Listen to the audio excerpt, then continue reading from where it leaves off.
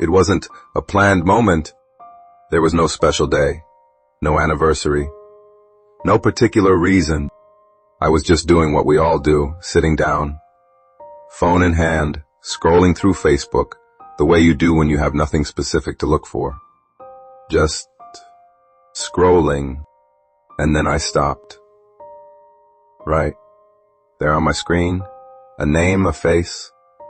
Something about it made my thumb freeze mid-scroll. It was her, Dinah. After all those years, there she was, just sitting in my Facebook feed like the algorithm knew something I didn't. I can't explain what happened to me.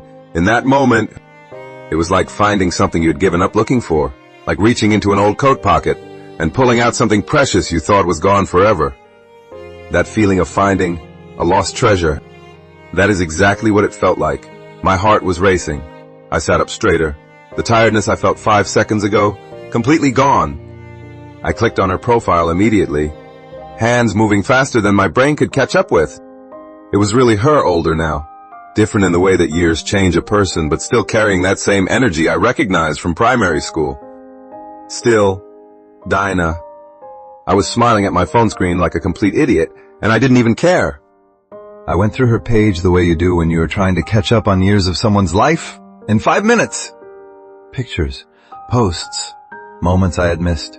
A whole life that had been living itself out without me knowing anything about it. And then I saw it right there on her profile.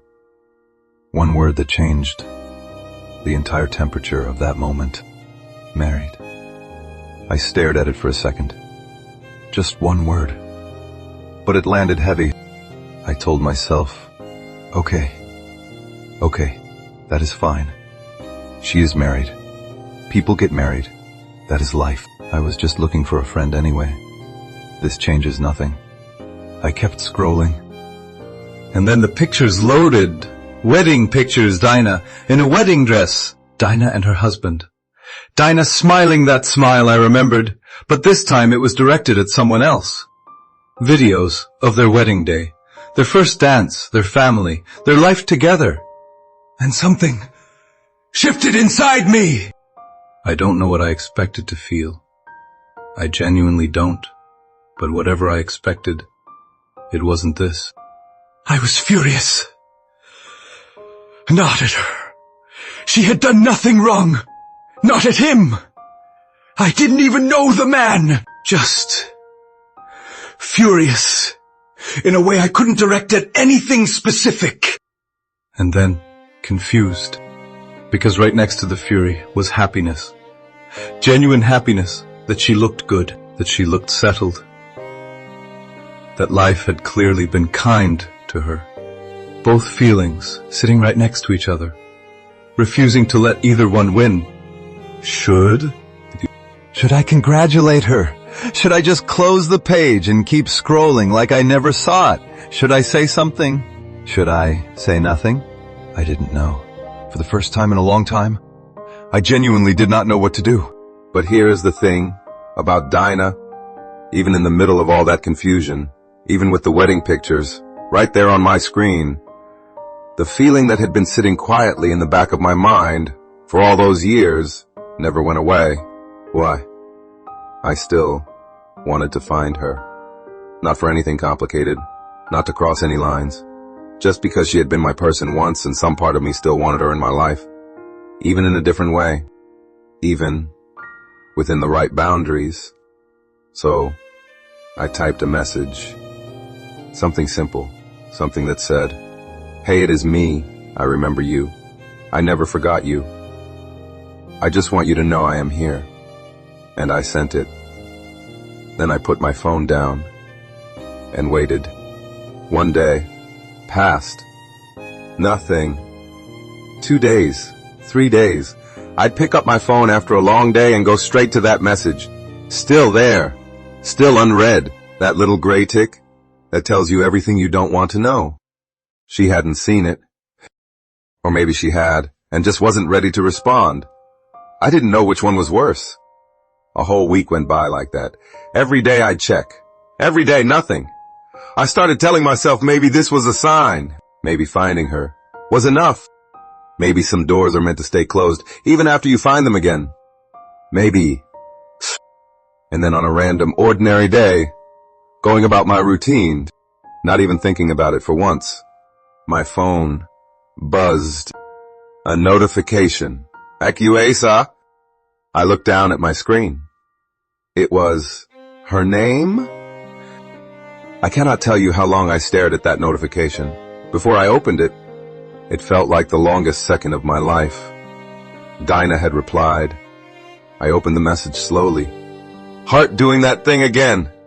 That thing it did the day I saw the girl in the coverall on campus. That thing it had been doing every time something reminded me of her for years. Her message was simple. She said, "Who is this?" 3 words, and I laughed. Out loud alone, because of course she didn't know. It had been years. So many years. We were children the last time we saw each other. And now here we were, grown, different, changed by everything life had thrown at us. Of course, she didn't recognize the name. So I explained myself, told her who I was, reminded her of primary school, reminded her of the classroom, the school compound, the friendship that my parents knew about. And then I waited again. What came back made everything worth it. The surprise in her message was immediate. I could feel it through the screen, and then came the joy, the kind you can actually read in someone's words, even through a text message. The exclamation marks, the questions coming one after another. Gideon, is this really you? Oh my God, how are you? How has life been? Where are you now? She remembered. She actually remembered.